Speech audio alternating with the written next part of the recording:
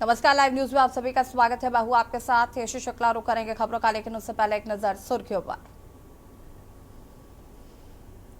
संसद के मानसून सत्र का 13वां दिन। सरकार वक्फ एक्ट में 40 संशोधन वाला बिल ला सकती है। कल विदेश मंत्री बांग्लादेश हिंसा पर बोले थे।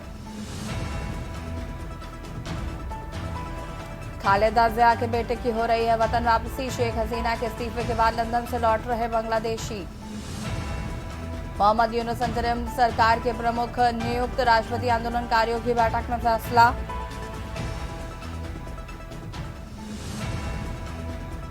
महाराष्ट्र विधानसभा चुनाव सीट बंटवारे पर एनडीए की मीटिंग। आज से चेहरे पर भी होगी चर्चा। कांग्रेस ने कहा था गठबंधन को लेकर चर्चा चल रही। केजरीवाल की जमानत याचिका पर आज सुनवाई। जमानत याचिका पर हाईकोर्ट में होगी सुनवाई। दिल्ली कोचिंग मामले में हादसे मामले में बिल्डिंग के मालिकों की जमानत अर्जी पर आज होगी सुनवाई। आप देख रहे हैं के न्यूज, खबरों का सारथी। और सीधे दिल्ली से खबर बता देते हैं। बांग्लादेश से भारतीय उच्चायोग के कर्मचारी लौटे। भारतीय उच्चायोग के 190 कर्मचारी दिल्ली वापस लौटे। उच्चायोग के 30 कर्मचारी अभी भी ढाका में मौजूद।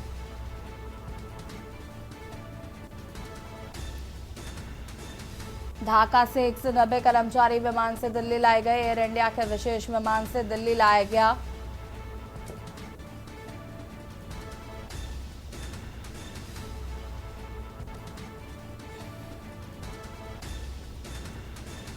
उच्चायोग के 30 कर्मचारी अभी भी ढाका में मौजूद।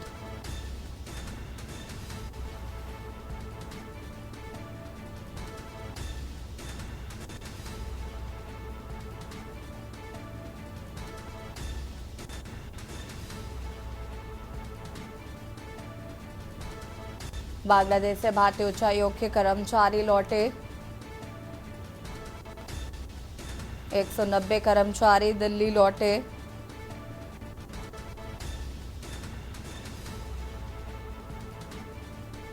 ढाका से 190 कर्मचारी विमान से दिल्ली लाए गए।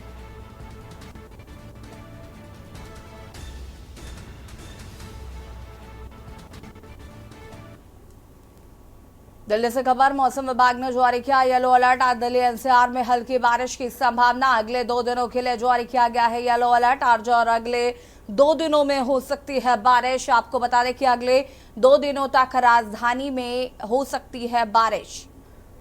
दिल्ली से खबर आपको बता रहे हैं। मौसम विभाग ने जारी किया येलो अलर्ट। दिल्ली एनसीआर में हो सकती है अगले 2 दिन तक बारिश। बड़ी खबर आपको बता रहे हैं दिल्ली से। येलो अलर्ट मौसम विभाग ने किया है जारी। आपको बता दें कि अगले 2 दिन तक भारी बारिश के आसार जताए गए हैं। दिल्ली वासियों के लिए राहत भरी खबर। हालांकि जिस तरीके से लोगों को परेशानियों की हो रही है। नालंदा से खबर आपको बता देते हैं। यहाँ पर सुरक्षा के बीच सिपाही भर्ती परीक्षा शुरू। एक पाली में होगी सिपाही भर्ती परीक्षा।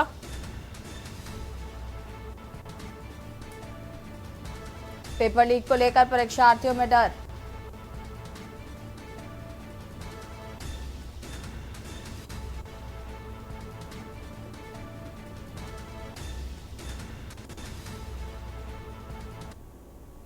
और सीधे आपको ले चलते हैं अयोध्या, जहां पर परमहंस रामचंद्र महाराज जी की मूर्ति का अनावरण करने के बाद मुख्यमंत्री योगी आदित्यनाथ क्या कुछ कह रहे सुन लेते हैं। पूज्य संत शिवाजी महाराज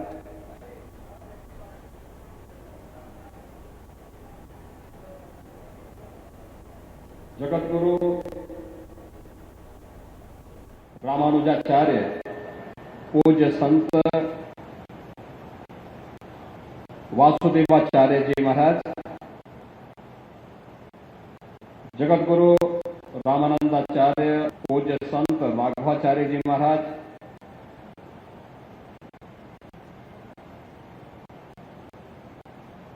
निर्वाणी अखाड़ा संत पूज्य संत धर्मदास जी महाराज,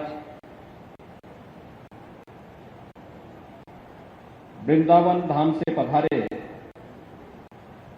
पूज्य संत विजय कौशल जी महाराज, मंच पर उपस्थित अयोध्या धाम और देश के अलग पवित्र धामों से विराजमान सभी पूज्य संतजन,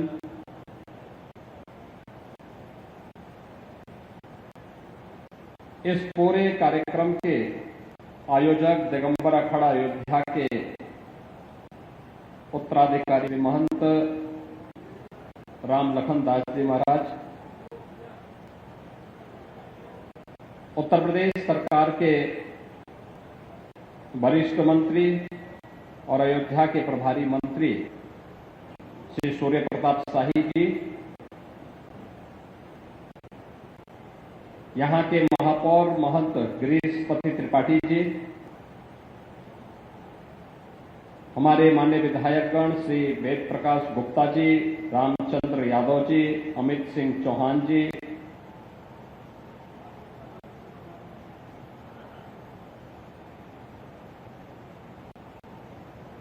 पूज्य संत परमहंस रामचंद्र दास जी महाराज के प्रति श्रद्धा और अनुराग रखने वाले सभी श्रद्धालु और उपस्थित बहनों और भाइयों,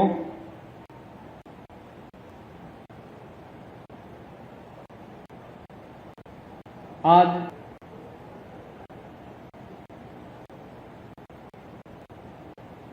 मर्यादा पुरुषोत्तम प्रभु श्री राम के परम भक्त पूज्य संत परमहंस रामदास जी महाराज की 21वीं पुण्यतिथि है।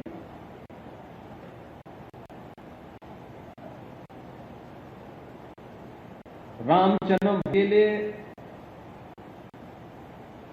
जिनका पूरा जीवन बीत रहा हो, जिन्होंने अपने जीवन का एक मिशन इस आंदोलन को बनाया हो, ऐसे पूज्य संत की दिव्य प्रतिमा के अनावरण भी मुझे अवसर प्राप्त हुआ और सचमुच मूर्ति की जो परिकल्पना थी उसी के अनुरूप मूर्ति को देखकर कैसे लग रहा था जैसे वे अभी कुछ बोलने वाले हैं। ये मेरा सौभाग्य है कि 21 वर्ष बाद ही सही दिगंबर अखाड़ा में पूज्य परमहंस रामचंद्र दास जी महाराज की इस भव्य और दिव्य प्रतिमा को आना का सौभाग्य मुझे प्राप्त हुआ है, क्योंकि जब परमहंस रामचंद्र दास जी महाराज की बात आती है तो गोरखपीठ, गोरखपुर और दिगंबर अखाड़ा अयोध्या वे एक दूसरे बनकर के कार्य करते थे। आज से नहीं, 1940 के दशक से जब पूज्य परमहंस रामचंद्र जी महाराज का जब वे अपने बचपन में यहां अयोध्या धाम में आए थे, तब से उनका लगाव गोरखपीठ था। तत्कालीन गोरखपीठाधीश्वर पूज्य महंत दिग्विजयनाथ जी महाराज के से लेकर के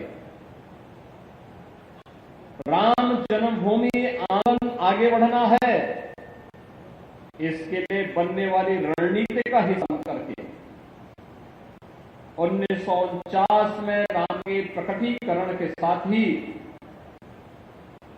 तत्कालीन सरकार की उस दुर्व्यसंधि को, जिसके तहत रामलला की प्रतिमा को हटाने के कुत्सित प्रयास हो रही थी, उसके खिलाफ न्यायालय में जाने का कार्य रहा हो या उसके उपरांत न्यायालय से लेकर के सड़क तक इस लड़ाई को प्रभावी तरीके से आगे बढ़ाने का कार्य रहा हो, पीठ और पूज्य परमहंस रामचंद्र दास जी महाराज मिलकर के पूज्य संतों के सानिध्य में इस आंदोलन को आगे बढ़े और आज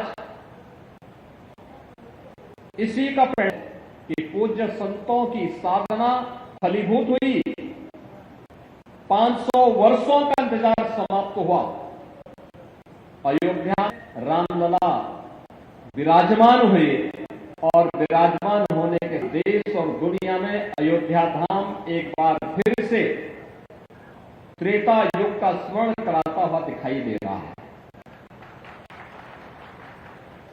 अयोध्या के संतों का गौरव बढ़ा, अयोध्या को एक नई पहचान मिली। प्रधानमंत्री मोदी जी के प्रयास, सरकार बनने का जो प्रारंभ हुए, भारत की न्यायपालिका की एहसास दुनिया ने किया कि जिस राम जन्मभूमि के बारे में कहते थे कि अगर फैसला राम मंदिर पक्ष में हुआ तो सड़कों पर खून की नदियां बहेंगी। आपने देखा होगा पूज्य संतों ने भरपूर प्रयास किया कि हम बातचीत से समस्या का समाधान निकालेंगे, लेकिन बातचीत के समाधान के रास्ते समाप्त हो गए और सरकार की भड़भड़ आड़े आने लग गई। तो उस समय पूज्यों ने लोकतांत्रिक तरीके से संघर्ष का रास्ता चुना। संघर्ष का रास्ता चुनने के उपरांत आप सबने इस बात का होगा, आंदोलन बड़े मजबूती के साथ देश के अंदर आंदोलन आगे बढ़ा और आंदोलन के आने की स्थिति थी। ये न्यायालय में फिर मामला जाता है और अंततः प्रधानमंत्री मोदी जी के आगमन बाद भारतीय जनता पार्टी की डबल इंजन सरकार ने के उपरांत इस समस्या के समाधान का मार्ग निकले। हमने देखा होगा जब 5 अगस्त 2020 को मोदी जी ने 500 वर्षों का इंतजार समाप्त करते हुए अयोध्या में माननीय उच्चतम न्यायालय के आदेश के क्रम में भव्य मंदिर के निर्माण कार्य का शिलान्यास और भूमि पूजन का कार्य बढ़ाया था और 22 जनवरी 2024 500 वर्षों का इंतजार समाप्त करते हुए प्रभु रामलला फिर से अयोध्या विराजमान हुए। ये तिथियां देश और दुनिया न केवल सनातन धर्मावलंबी के लिए अस्मरणीय बन गई, बल्कि दुनिया के अंदर जहां कहीं भी आस्था को करने का प्रयास हुआ, आस्था के साथ खिलवाड़ हुआ, उन सभी लोगों के लिए एक नई प्रेरणा भी बनी। अयोध्या मंदिर का आंदोलन इसी अभियान की एक कड़ी है और जिसके पुरोधा में पूज्य संत रामचंद्र दास जी महाराज के इस भव्य और दिव्य प्रतिमा को दिगंबर अखाड़ा में स्थापित करने का गौरव मुझे प्राप्त हुआ है, पूज्य संतों के सानिध्य में प्राप्त हुआ है। सबसे पहले इसके लिए इस दिगंबर अखाड़ा के महंत सुरेश दास जी महाराज को, श्री महंत श्री रामलखन दास जी महाराज को हृदय से मैं अभिनंदन करता हूं और पूज्य संत परमहंस रामचंद्र दास जी महाराज के चरणों में नमन करते हुए अपनी नम्र श्रद्धांजलि भी अर्पित करता हूं।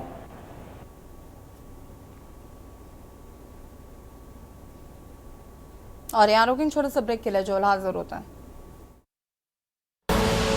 आप देख रहे हैं के न्यूज, खबरों का सारथी।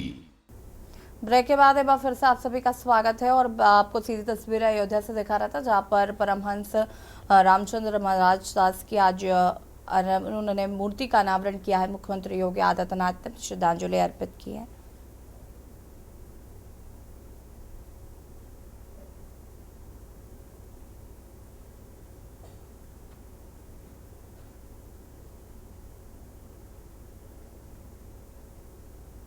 सकते हैं कि यज्ञ की पूर्णाहुति में पूज्य संत के का योगदान और उनका सानिध्य हमें प्राप्त हो रहा है। आत्मा अजर है, अमर है, ये शाश्वत है, इसको कोई मार नहीं सकता, कोई डिगा नहीं सकता, कोई भगा नहीं सकता, कोई हो नहीं सकता, कोई जला नहीं सकता है। यह भी सत्य है और आज वह दिव्य आत्मा अपनी मूर्ति दिगंबर अखाड़ा में स्थापित होकर के इस वर्ष उन 2 महत्वपूर्ण घटनाओं का साक्षी बन रही है। एक जो संख्या कि मंदिर वहीं बनाएंगे, रामलला को अयोध्या धाम में विराजमान करेंगे। वह संकल्प भी पूरा होता है और परमहंस जी फिर से अपने अखाड़ा में विराजमान हो गए हैं। इन दोनों के लिए मैं दिगंबर दास से जुड़े हुए जितने भी हमारे पूज्य संत हैं, इन सब का मैं हृदय से अभिनंदन करूंगा, क्योंकि मेरे यहां एक अंतःकरण की संतुष्टि का माध्यम बनता है। क्योंकि मेरे लिए परमहंस रामचंद्र दास जी महाराज मेरे पूज्य गुरु के तुल्य थे। और जब भी मैं अयोध्या की तरफ आता था, लखनऊ की तरफ जाता था, गुरु जी मुझसे इस बात को जरूर कहते थे, अगर मैं कभी गोरखपुर से लखनऊ जा रहा हूं या प्रयागराज जा रहा हूं और मैं दिगंबर अखाड़ा में नहीं रुका, तो मुझसे थे कि भाई क्या अयोध्या में परमहंस जी का हालचाल लिया। मैं कहता मैं भूल गया या मुझे जल्दी थी। तो क्या इससे भी ज्यादा जल्दी है? अरे वो मेरे लिए गुरु भाई जैसे हैं और तुम जब और सम्मान नहीं देते हो क्या? डांटते थे, डपटते थे। और फिर मैं हमेशा जब भी इस रास्ते चलता था, क्योंकि मुझे इस बात का रहता था मैं जाऊंगा जिस गंतव्य में पहुंच रहा हूं, अगर वहां से मैं सूचना दूंगा तो मुझे पूछेंगे तुम अयोध्या होते हुए गए थे, परमहंस की तबीयत कैसी है, वो कैसे हैं, तो मेरे पास कोई जवाब नहीं होगा। तो मैं इसलिए पहले हालचाल लेता था और वह भी अपने दरवाजे में बैठ करके फक्कड़ साधु की तरह बैठ करके किस मस्ती के साथ लोगों के साथ अपनी बातचीत करते थे। उस मस्ती में कोई ये एहसास नहीं कर पाता था कि संत इतना दिव्य है, इतना भव्य है, इतना चमत्कार, इतना नेतृत्व की क्षमता रखने वाला है। एक सहता उनके मन में थी, वात्सल्य वहां उनके मन में था और ये हमें अक्सर वहां देखने को था। आज जब हम लोग यहाँ पर पूज्य संत 21वीं पुण्यतिथि पर यहाँ एकत्र हुए हैं, बहनों और भाइयों, आज हम परमहंस रामचंद्र दास जी महाराज को इसलिए स्मरण कर रहे हैं क्योंकि उन्होंने जीवन मूल्यों के लिए जिया था, एक लक्ष्य के लिए जिया था, सनातन धर्म की परंपरा को मजबूती प्रदान करने के लिए जिया था। उनके लिए अन्य चीजें कभी उनको डिगा नहीं सकती थी, झुका नहीं सकी, उन्हें अपने पद से कभी भी डिगा नहीं सकती थी, हटा नहीं सकती थी। उन मूल्यों के लिए जिसके लिए प्रभु श्री राम ने अपना पूरा जीवन समर्पित था, उन मूल्यों और आदर्शों के लिए पूज्य परमहंस रामचंद्र दास जी आजीवन डिगे रहे, उनके लिए डटे रहे, डिगे नहीं, हर स्तर पर वे कार्य करते रहे, मजबूती से उन मूल्यों और आदर्शों की स्थापना के लिए कार्य करते रहे समर्पण भाव के साथ। और जब भी उनसे चर्चा होती थी, हम पूछते थे कि महाराज जी अंतिम संकल्प क्या है? वह कहते थे एक ही संकल्प है, अयोध्या में फिर से रामलला का मंदिर बने, रामलला अयोध्या में फिर से विराजमान हो, राम जन्मभूमि पर भव्य मंदिर मेरे जीवन का अंतिम संकल्प है। मैं जब अपने पूज्य गुरुदेव को पूछता कि आखिर अंतिम संकल्प क्या है आपका, इच्छा, वो कहते थे एक ही इच्छा है और वह इच्छा है अयोध्या में रामभूमि पर भव्य राम मंदिर का निर्माण बने हो और रामलला का सम्मान हो।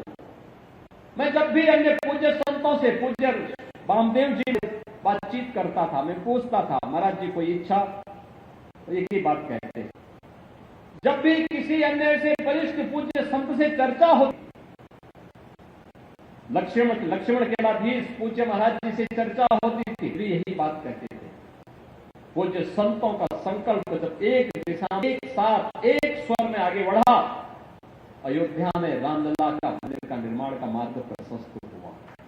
और यही मैं आज कहना चाहता हूं, यही मैं आप सबसे कहना चाहता हूं। दुनिया की तस्वीर वर्तमान में देख रहे होंगे, कुछ तो इन चीजों को देखना पड़ेगा, क्या है इन सब का कारण। आज भारत के तमाम पड़ोसी चल रहे हैं, मंदिर तोड़े जा रहे हैं, चुन चुन करके हिंदुओं को निशाना बनाया है, और तब भी हम इन परतों को ढूंढने का प्रयास नहीं कर रहे हैं कि इस प्रकार की पूर्ण स्थिति क्यों वहां पर पैदा हुई है, क्यों पैदा हुई है। और इसलिए बहनों भाइयों, हम याद करें जो समाज इतिहास की गलतियों से सबक नहीं सीखता है, उसका उज्जवल भविष्य पर भी ग्रहण लगता है। सनातन धर्म पर आने वाले संकट के लिए फिर से एकजुट कार्य किए जाने की आवश्यकता है। इसके लिए एकजुट होकर के लड़ने की आवश्यकता है। राम मंदिर का निर्माण यह केवल मंजिल नहीं है, एक पड़ाव है। पड़ाव को आगे भी निरंतरता देनी है, क्योंकि सनातन धर्म की भी इन सब अभियानों को एक नई देखता है। जातिवाद से मुक्त, स्व-अस्पृश्यता से मुक्त एक ऐसे समाज की स्थापना करना है जिसके लिए प्रभु श्री राम ने अपना पूरा जीवन समर्पित किया। और इसीलिए तो अयोध्या धाम में उस प्रकार का प्रयास किया, अयोध्या को उसकी पहचान मिली।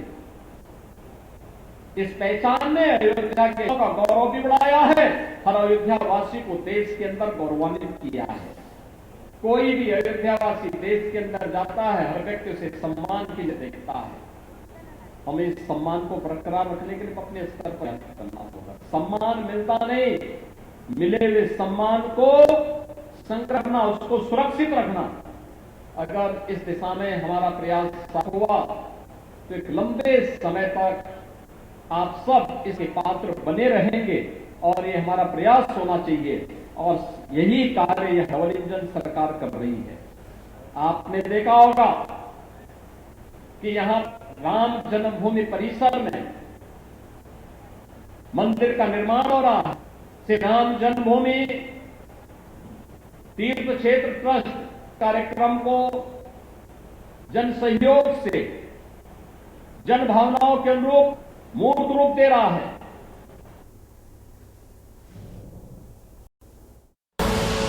आप देख रहे हैं के न्यूज, खबरों का सारथी। की गाथा को, प्रभु राम की गाथा को सबसे पहले करने का काम किया था त्रिकालदर्शी ऋषि महर्षि वाल्मीकि ने। तो अयोध्या का एयरपोर्ट, इंटरनेशनल एयरपोर्ट, दुनिया के महर्षि वाल्मीकि के नाम पर पहला एयरपोर्ट कहीं बना है, प्रभु राम की जन्म अयोध्या धाम में बना है। हम लोगों को इसको भी थोड़ा ऊंचा चाहिए। यहां पर यात्रियों के लिए जो भंडारा है, उस भंडारे में बनने वाला सुस्वादु व्यंजन थे, उस रसोई का नाम था माता सबरी रसोई। माता सबरी ने प्रभु राम को बेर खिलाए थे, चुन चुन करके बेर खिलाए थे। वो बिल्ली, लेकिन प्रभु ने भेदभाव नहीं किया, सबको जोड़ा था। बहनों और भाइयों, आज हमें भी तो प्रभु राम के भक्त हैं, उन मूल्यों के लिए, उन आदर्शों के लिए, उनका अनुसरण करते हुए हमें भी इस पथ का अनुसरण करना होगा। अन्यथा हम दे कुछ और करें कुछ, कभी हमें उसका पुण्य नहीं प्राप्त सकता है।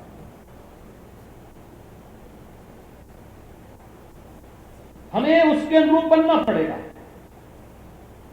शिव की भक्ति के लिए शिव के अनुरूप बनना पड़ेगा। शिवो भूत व्योम चेत, अगर हम उसके अनुरूप नहीं बनेंगे तो भक्ति का हमें प्राप्त नहीं हो पाएगा। और प्रभु राम का भक्त बनने के लिए हमें भी उसके अनुरूप बनने की तैयारी करनी चाहिए, उनके आदर्शों से प्रेरणा ग्रहण करनी चाहिए। पूज्य संत परमहंस रामचंद्र दास जी महाराज की यही प्रेरणा थी, उनके जीवन का उद्देश्य भी यही था, उनके जीवन का समर्पण भी मूल्यों के लिए था।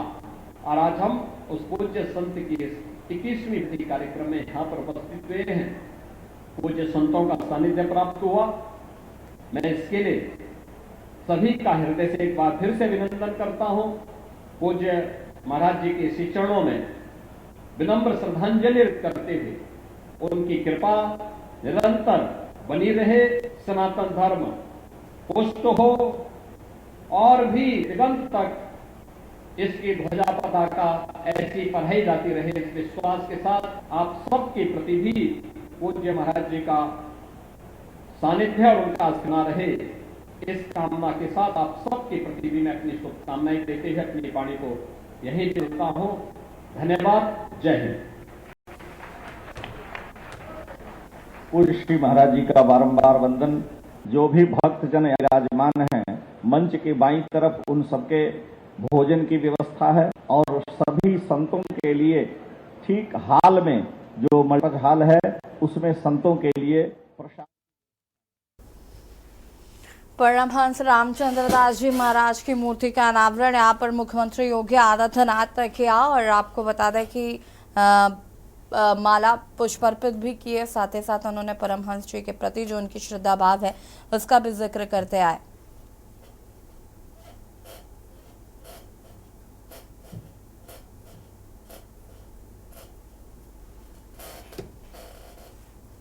और अब रुक करेंगे खबरों का। लखनऊ से खबर आपको बता देते हैं, जहां पर से हम आवास के पास महिला के आत्मदाह के प्रयास का मामला सामने आया, जहां पर शासन में मामले को गंभीरता से लिया। महिला ने कल खुद को सीएम आवास के पास लगाई थी आग।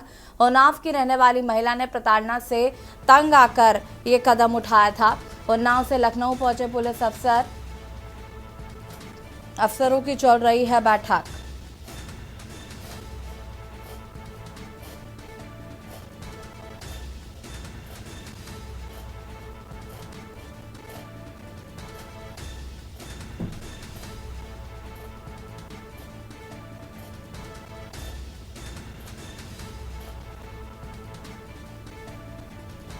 उन्नाव से लखनऊ पहुंचे पुलिस ऑफिसर।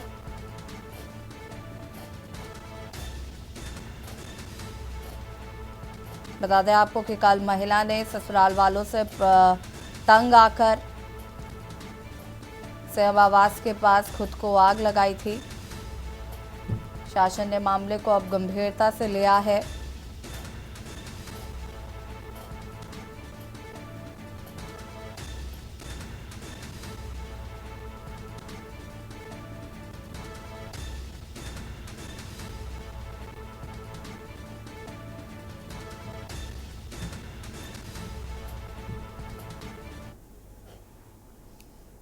बरेली से खबर आपको बता देते हैं, जहां पर साइको किलर द्वारा 9 महिलाओं की हत्या का मामला सामने आया। मामले में 3 संदिग्ध व्यक्तियों के पुलिस ने स्केच जारी किए हैं। शाही शीशगढ़ फतेहगंज पंडित थाना क्षेत्र में हो चुकी हैं कई हत्याएं। थाना शाही शीशगढ़ मीरगंज क्षेत्र का ये पूरा मामला बताया जा रहा है। थाना शाही शीशगढ़ मीरगंज क्षेत्र का ये पूरा मामला बताया जा रहा है। साइको किलर द्वारा 9 महिलाओं की हत्या का मामला।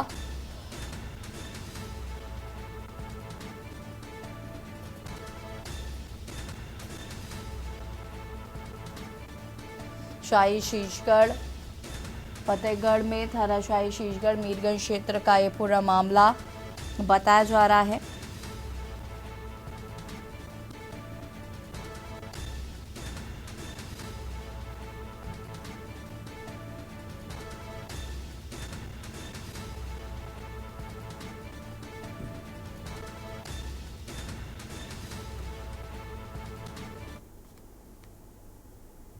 प्रयागराज से खबर, जहां पर गंगा और यमुना का बढ़ा जलस्तर। बढ़ते जलस्तर को देखते हुए अलर्ट जारी। तराई इलाकों में रहने वालों में मचा हड़कंप। होने वाले महाकुंभ के कार्यों को रोका गया। जलस्तर बढ़ने से संगम का इलाका हुआ जलमग्न। एटरमान मंदिर तक पहुंचा बाढ़ का पानी। बाढ़ चौकियों को भी किया गया है अलर्ट। खतरे के निशान से अभी दूर है दोनों नदियां।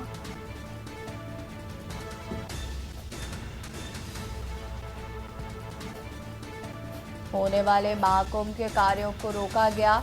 जलस्तर बढ़ने से संगम का इलाका हुआ जलमग्न।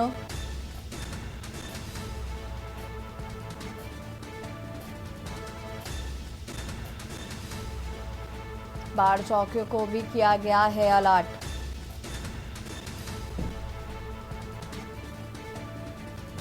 खतरे के निशान से अभी दूर हैं दोनों नदियां।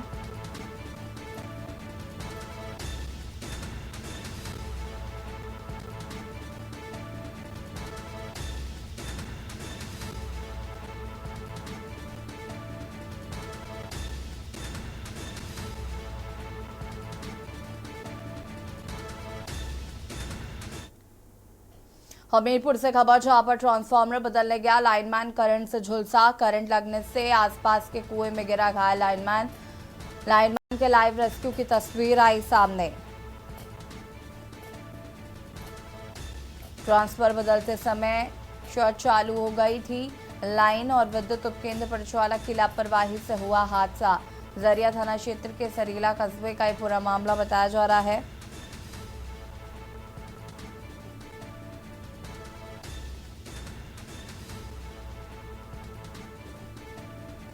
ट्रांसफार्मर बदलते समय हुआ हादसा।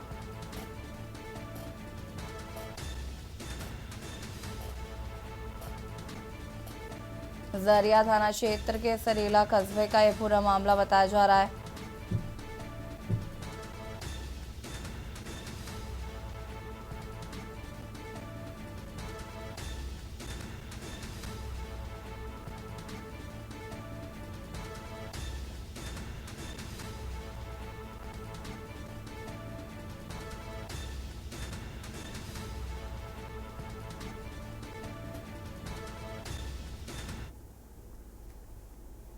हमीरपुर से खबर, जहां पर ग्राम प्रधान के साथ दबंगों ने की मारपीट। बीच रोड पर प्रधान की लाठी डंडों से की पिटाई।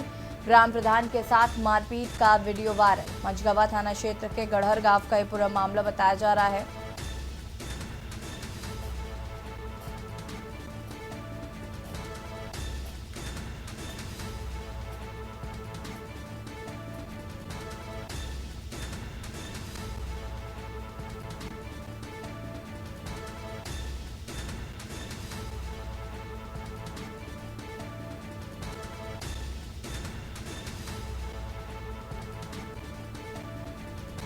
ग्राम प्रधान के साथ मारपीट का वीडियो हुआ वायरल।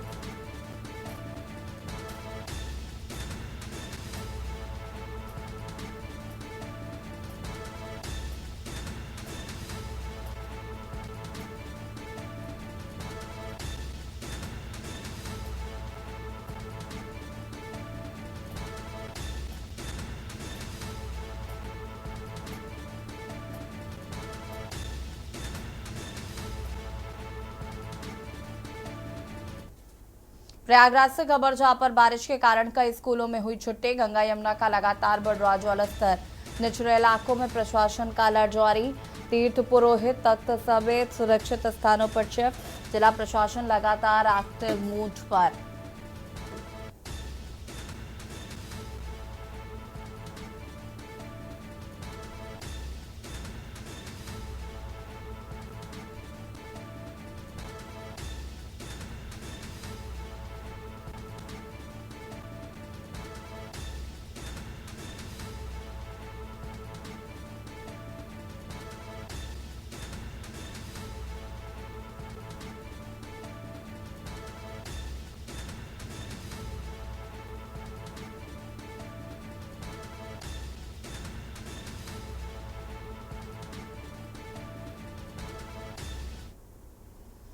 खबर मथुरा से है, जहां पर फरह थाना क्षेत्र में मुख्तार अंसारी और बिहार के माफिया शहाबुद्दीन व अन्य गिरोहों के लिए हत्या का काम करने वाला 1 लाख का इनामी बदमाश पंकज यादव की एसटीएफ की टीम के साथ मुठभेड़ हो गई।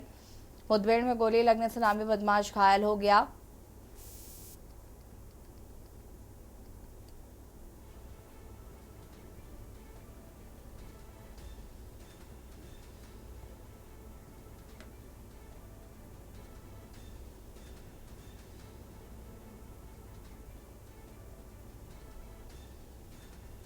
मुठभेड़ में गोली लगने से अपराधी हुआ घायल।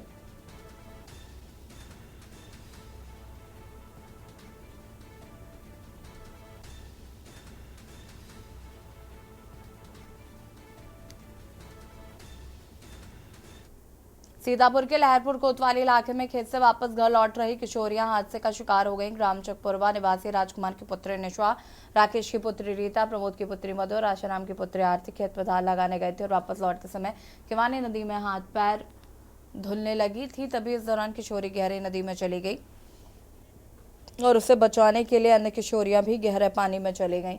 हालांकि इस दौरान पड़ोस में मौजूद राहगीरों ने 2 किशोरियों को किसी तरह बचा लिया, वहीं 2 किशोरियों की गहरे पानी में डूब गए।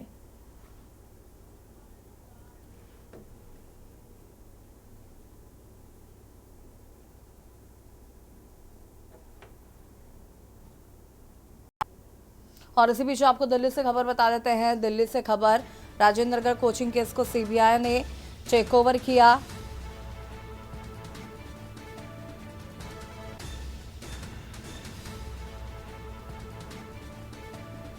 जल्द CBI team Rajendra Nagar coaching संस्थान जा सकती है।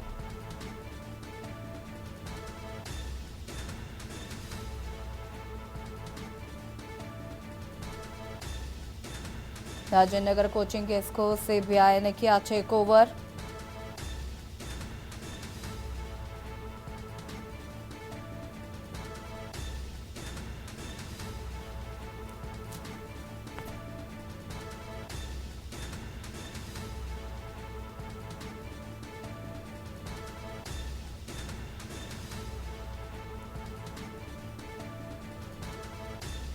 सीबीआई ने राजेंद्र नगर कोचिंग केस में लिखा, जल्द CBI team Rajendra Nagar coaching संस्थान जा सकती है।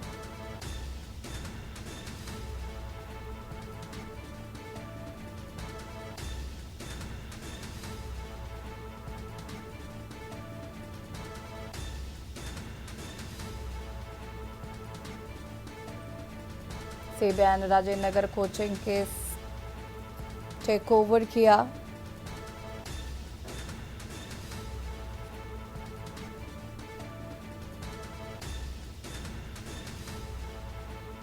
ये केस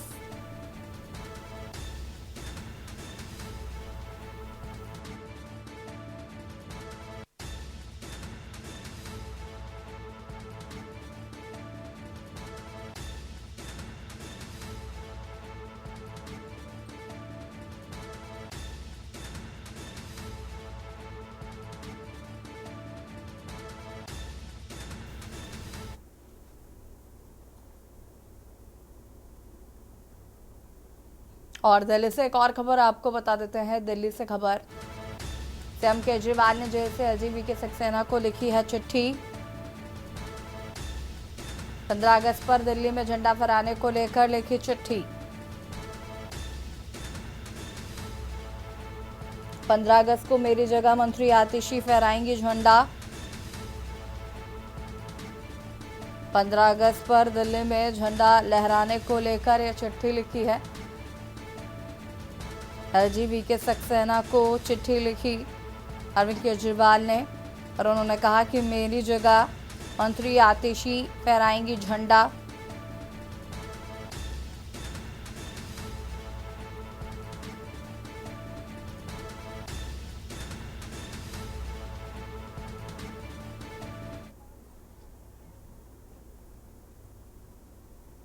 पंद्रह अगस्त पर दिल्ली में झंडा फहराने को लेकर चिट्ठी लिखी।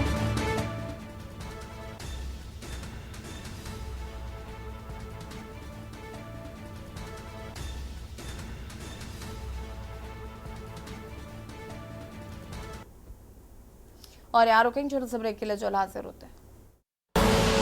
आप देख रहे हैं के न्यूज, खबरों का सारथी। ब्रेक के बाद एक बार फिर से आप सभी का स्वागत है और इसी बीच आपको लखनऊ से खबर बता देते हैं। लखनऊ से खबर, बीजेपी कार्यकर्ताओं में जोश भरने की बीजेपी की रणनीति। बोर्ड, निगम, आयोग और समितियों में मिलेगी जगह।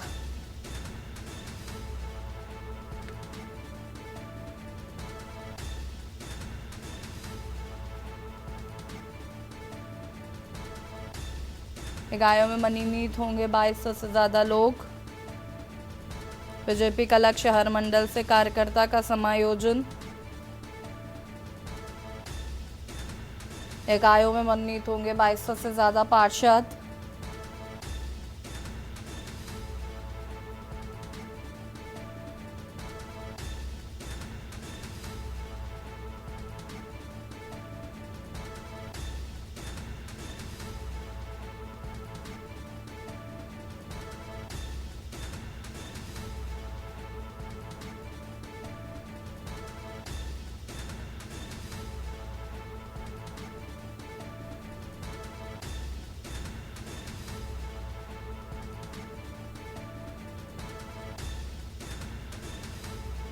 बीजेपी का लक्ष्य हर मंडल से कार्यकर्ता का समायोजन।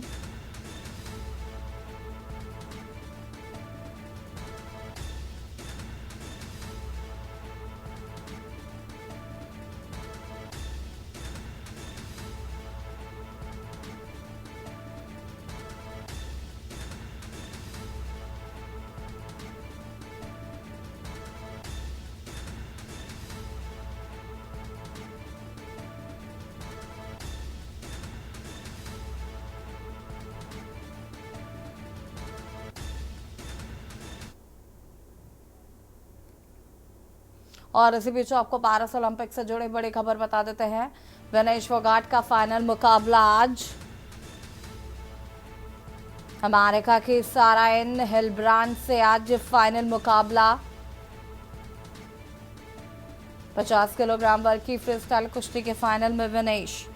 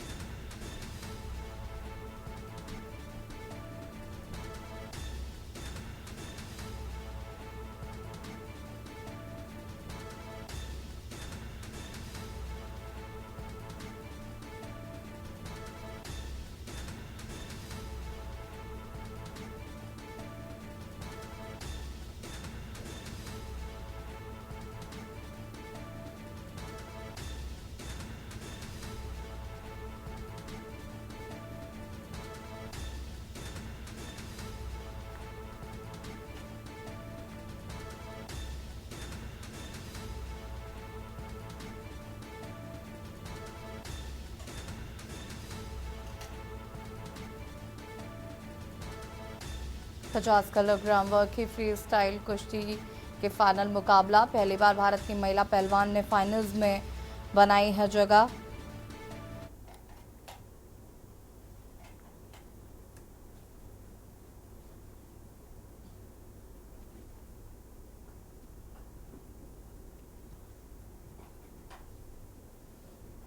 और लाइव न्यूज में फिलहाल इतना ही। देखते रहिए के न्यूज इंडिया। नमस्कार। आप देख रहे हैं के न्यूज, खबरों का सारथी।